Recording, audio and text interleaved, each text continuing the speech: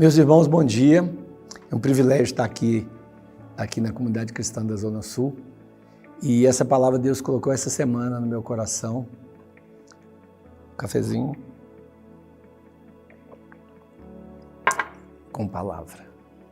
Então vamos lá. A nossa pregação hoje, basicamente, está no livro de 2 Tessalonicenses, capítulo 2.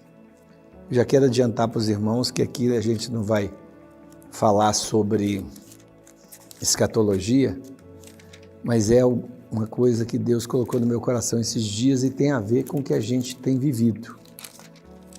Então, é mais uma reflexão pessoal que eu quero passar para os irmãos.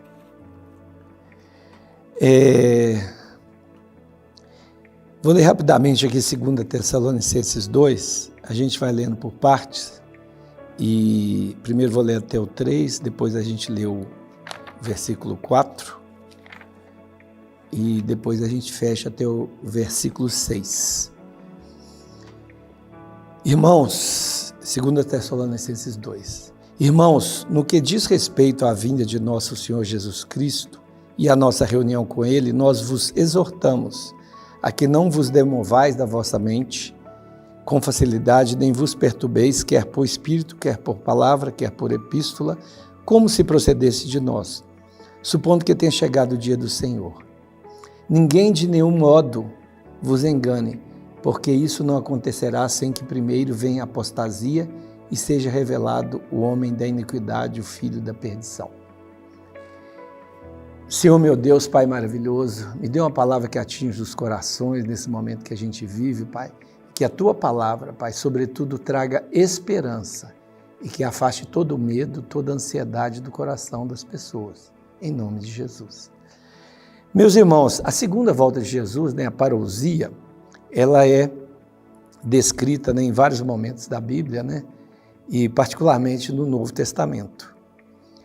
E, na realidade, quando a gente fala que Jesus está para voltar, e aqui nessa parte fala aquele que o detém, na realidade,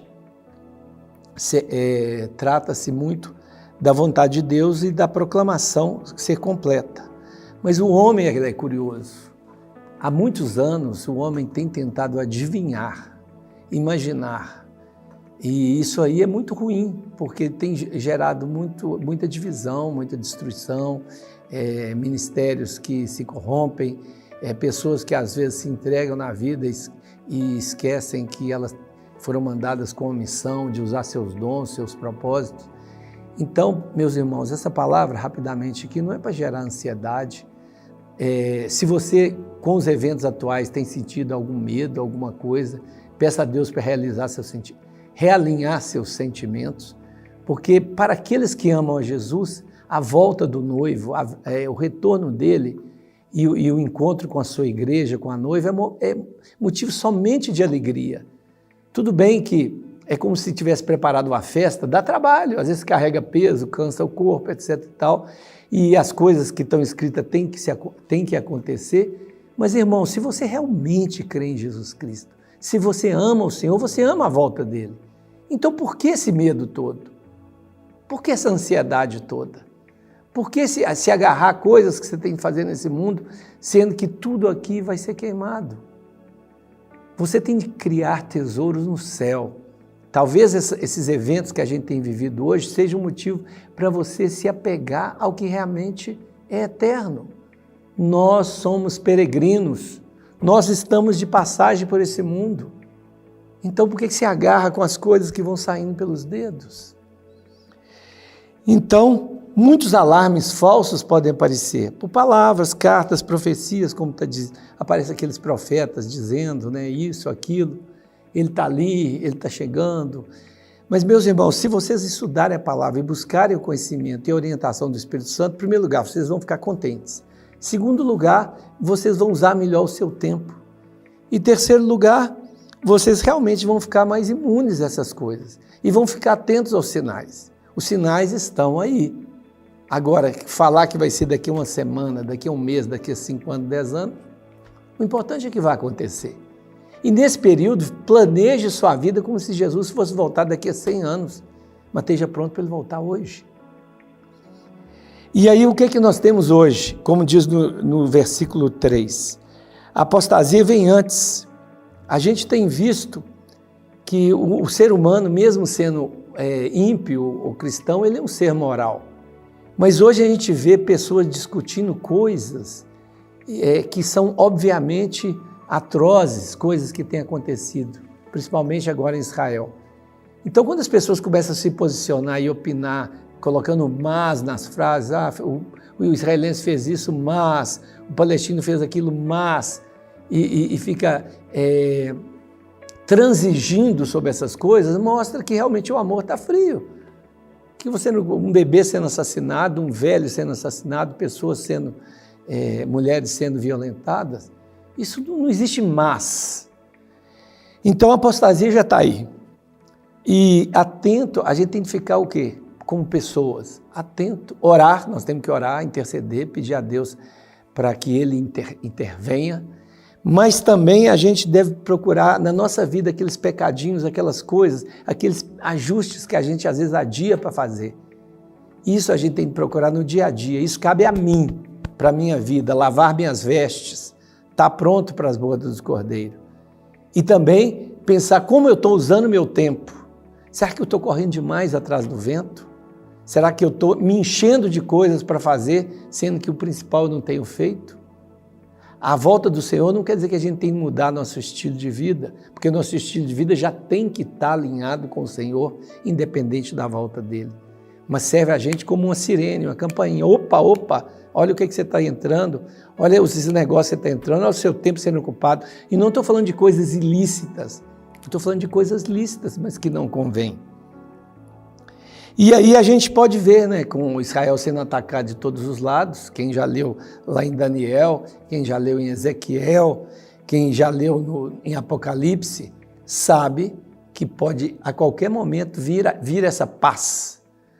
Um organismo, uma pessoa vai surgir e conseguir o milagre de trazer a paz. E o mundo vai dar aquela relaxada.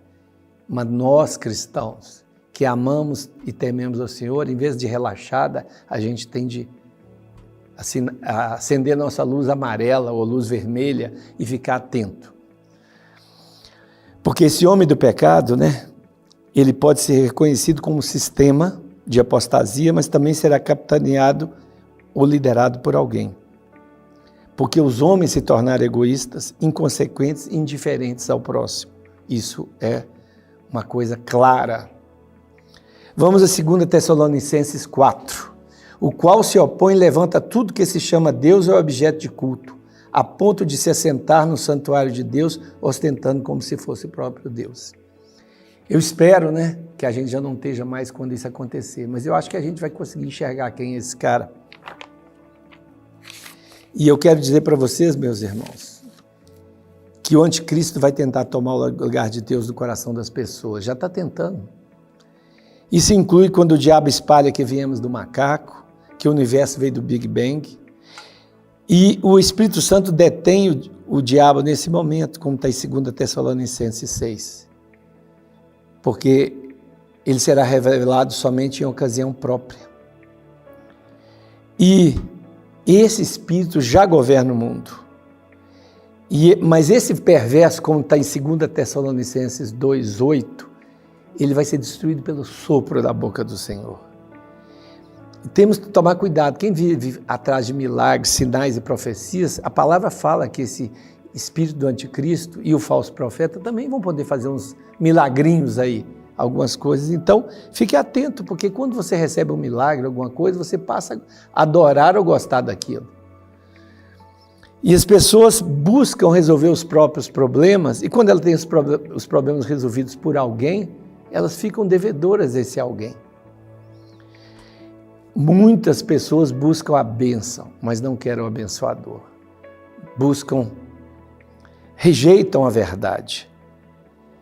Então, a gente tem muito ver os frutos nossos e das outras pessoas, porque não adianta vir essas falsas bênçãos com injustiça.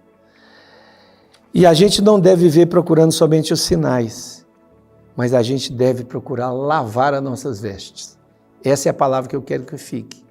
Preocupa muito em acertar a data, em prever, mas lava as tuas vestes. Vá naquele quartinho que ainda está escuro e joga luz nele. Peça ao Espírito Santo para te mostrar as áreas da sua vida. Procure fazer o seu papel dentro de casa como marido, sacerdote do lar, como esposa submissa ao seu marido, e os dois orem juntos e que os filhos possam ver Jesus na sua vida. Como que você quer que seus filhos, que talvez estão numa fase vulnerável, se posicionem nesse tempo, se em casa eles não têm a reverência? Busquemos o abençoador. As bênçãos virão, mas busquemos o abençoador e nos guardemos em santidade, para que não sejamos pegos de surpresa. Deus é fiel, Ele nos guardará. Então, digamos assim, na linguagem do mundo, é proibido ter medo nesse momento. Viu? Busquem a força no Senhor, em nome de Jesus.